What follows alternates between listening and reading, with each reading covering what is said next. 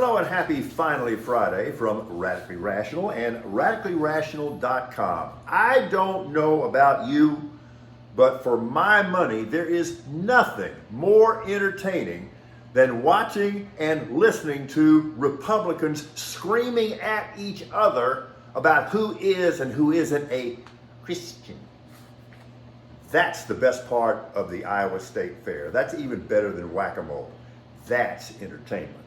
Okay, so how deliciously ironic is it going to be when the orange self-described billionaire, is he really, runs out of money, which he is doing very rapidly. Now, he's burning through growing mountains of legal fees, of course, and while he's still shaking down and bilking the little people that he has fooled for so long, the big money donors, they are sewing their pockets shut.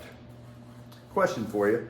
If Trump violates court orders regarding the public release of evidence, which he has pledged he will, why should he not be found in contempt of court and thrown in jail? Because what could be more contemptible than that? Okay, Texans fans, relax. I didn't see anything in C.J. Stroud last night that scared me off at all, or even made me skittish. Now, yes, like a rookie quarterback, he retreated into a 15-yard sack, and then 2 plays later, he threw a pick when he stared down a receiver and held the ball too long. It's okay. He's got a lot of physical talent. I thought he handled himself pretty well. I don't think that's going to be a problem at all. And the Houston defense for a preseason game, I thought really got after it. Totally random observation that has nothing to do with anything.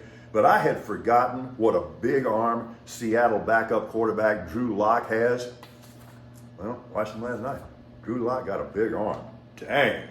I found the outcome less than pleasing, but that was a fabulous baseball game yesterday between the Astros and the Orioles. And the Orioles, once again, stay clean on the season. They have not been swept all year. Matter of fact, they have not been swept at all in 76 consecutive series dating back to May of last year. That is absolutely remarkable. So the Astros lose. They're now 2.5 games behind the Rangers in the AL West.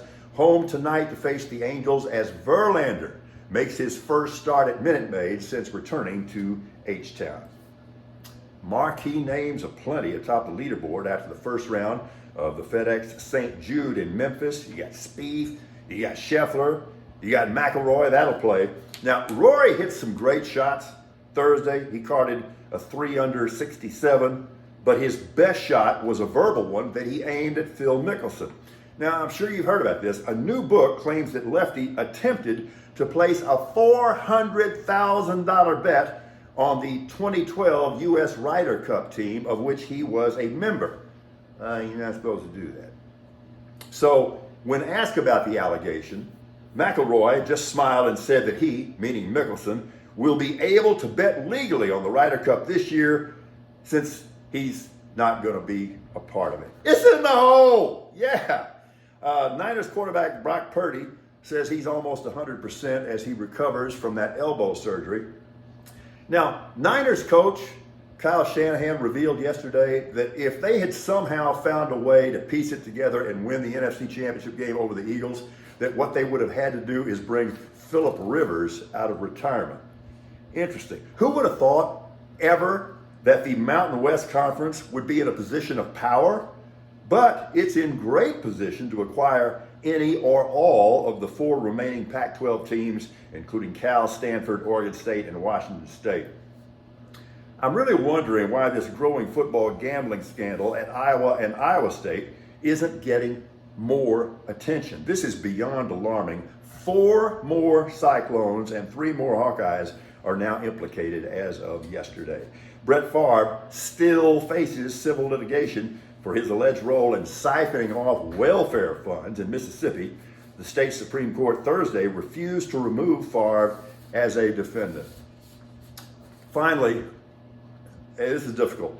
Everyone in the Texas football community is crushed to learn of the death of Central Catholic High School head coach Mike Santiago following a valiant bout with cancer.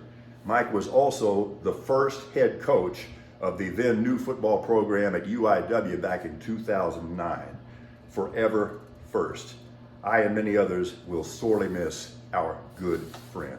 Let's be good to each other on a Friday throughout the weekend. And how about till the end of time? Let's be good to each other. That's right. And we're going to have a good night Oh, tonight. we're going to have a good night. Well, I need to point this out. I can go for that. BB and I tonight going to see Daryl Hall along with Todd Rundgren, who is actually tolerable now that he's actually developed a grown man voice. But the best part of all, if you've been watching Daryl's House on TV, which is like the best musical TV show ever, we've gotten like really, really crazy about all these guys in the band. We even know them by names. I mean, we're almost, I don't know. Super fans. Super fans or Swifties or something like that. So it's going to be a good night. Hope it is for you too. We'll gather again in the morning. We are Radically Rational.